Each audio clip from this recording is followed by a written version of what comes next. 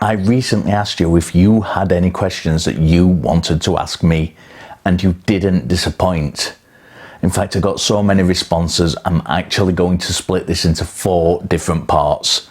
So without further ado, let's get into it. So this one comes from Tim via email, who asks, what's your favourite alcoholic drink? I like whiskey, I like red wine, and when I say whiskey I mean Scotch stuff, single malt Scotch, and that I like red wine, but it has to be French, and because I'm a bit of a drink snob. So yeah, whiskey or red wine, although I am a snob and don't bring me just any kind of old blended whiskey or anything, because I wouldn't take kindly to it, or wine that's not French, because I am just a drink snob, and that's it. That's what can I say to that? That's it. Next, Tim again via email. If you only had one day left to live, what would you do? I'm not sure, because I think what I'd actually do is just spend as much time with my family as I could, and just enjoy that last day with them. If I was without a family, if it was just me, I would probably just get to the Highlands of Scotland as fast as I could, and just sit and enjoy the kind of tranquility and peace. I'd find a secluded cove up there or something and just sit. I'm not a seaside, don't enjoy being by the sea, really seasidey places, seaside towns and such, because in England they're very, very busy. They're very busy, usually quite dirty, but up there in the Highlands is a completely different kettle of fish. So yeah, I think I'd take myself off up there if I was on my own, and just sit and possibly just think back through a long life, and think about what I'd done and if I had any regrets or any of that kind of stuff. So yeah, good question. Next is Johnny via email, who asks, what is the difference in approach to working with religious people in religious studies and having discussions with them on a call-in show? It's a really good question. I like this one. So the difference is that when you're working with people, you're not challenging them. You're working on a shared goal, and whatever that goal might be. I've done some work for the book I'm writing on the kind of history of different religious groups or different religions, but also their kind of just how they kind of go about religious life, their faith. That's really interesting, and you don't have to, it tells you a lot about why they believe what they believe as well, and you don't have to sit and question someone for that. When you're having discussions with religious people on a call-in show, it really depends on who you're talking to, because you can have some really good discussions with people who just want a conversation on whatever subject it is they've called up to talk about, and you get others who are trying to throw philosophical arguments at you and prove God. There are others who just want to say you're going to hell for being an atheist. So the approach to that changes entirely depending on who you're talking to. I can have some calls where we're having a mutual conversation, a mutual and respectful conversation with religious people that are very akin to working with religious people to try and achieve a goal in religious studies. But also, you can go the exact opposite end of that, and it's very rare I kind of shout, swear, cut people off. That kind of people meet people where they are. So if I do that, it is usually because they're doing it and I'm trying to kind of, they're not hearing me when I'm just trying to talk, politely. So I'm trying to meet fire with fire. It helps that we have a mute button as well on religious shows if someone's really bad. So yeah, I don't think that, to answer the question, what is the difference in approach?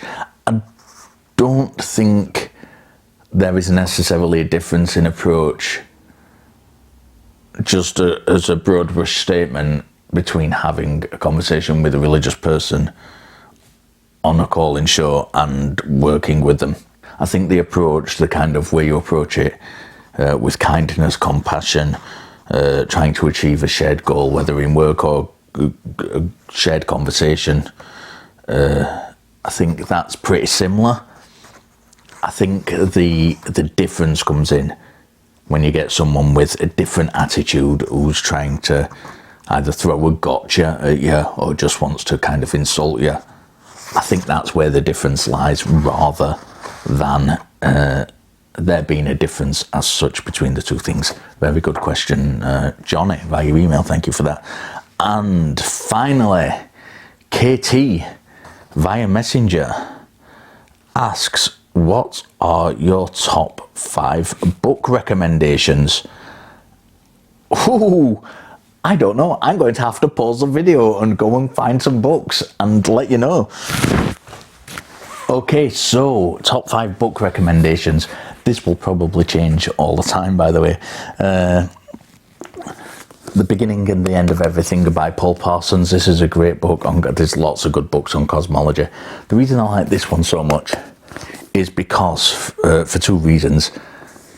It kind of highlights that the universe, or the cosmos, or whatever you want to call it, is reality itself, that it is everything.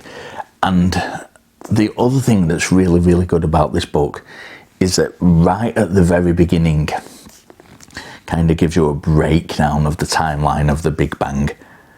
And that's brilliant. That has been so useful for me, both for myself and in conversation with other people. So yeah, I think this one, Paul Parsons, The Beginning and End of Everything, and Dr. Paul Parsons, theoretical cosmologist at the University of Sussex, and is now a science journalist and author. So yeah, really good book, that one. Next is Thinking Fast and Slow, Daniel Kahneman. I think this would be on a lot of people's list. It really, really does go into kind of how we trick ourselves. And it uses a lot of economics and stuff to do that. It's a slog book, but it's worth it. It really is worth it. And it's one of those books that you read and you think, I'm not quite as skeptical with my own thoughts and beliefs as I thought I was. Really good book to kind of get you thinking about what you think. Thinking Fast and Slow by Daniel Kahneman, who I think is a Nobel Prize winner, if I remember correctly.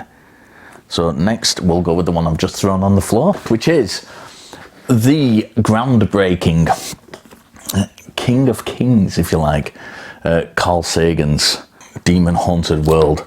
This is the handbook on skepticism, the original handbook on skepticism. Many of the things which he suggested might happen without sufficient education in critical thinking and skepticism have come to fruition.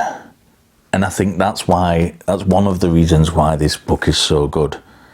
Because it's not just a kind of a doom and gloom book of, oh, this might happen. We can actually see that a lot of the stuff that Carl said might happen if we didn't put in sufficient education, sufficient funding in the right kinds of areas, has happened.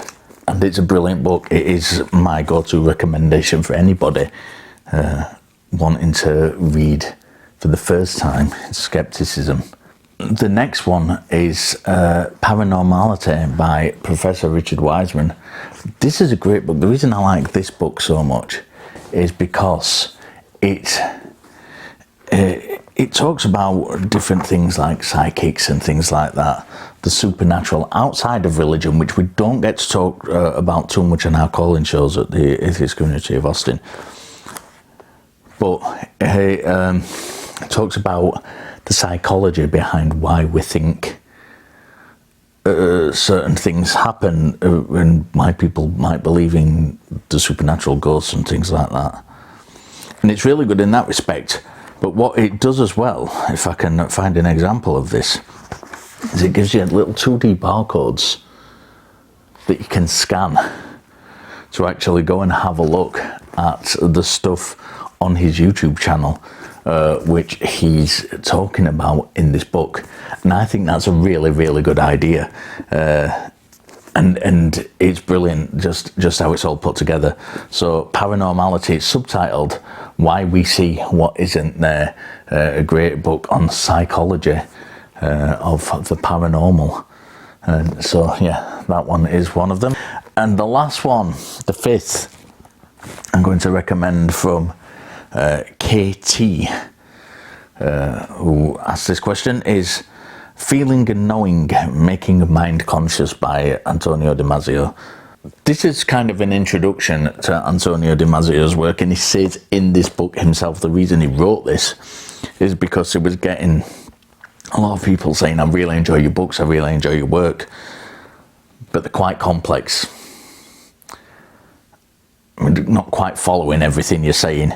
So he breaks this down into different chapters where he kind of goes through the basics of, he's a neuroscientist who's been a neurosurgeon and actually worked physically on his books, and some of his other books like The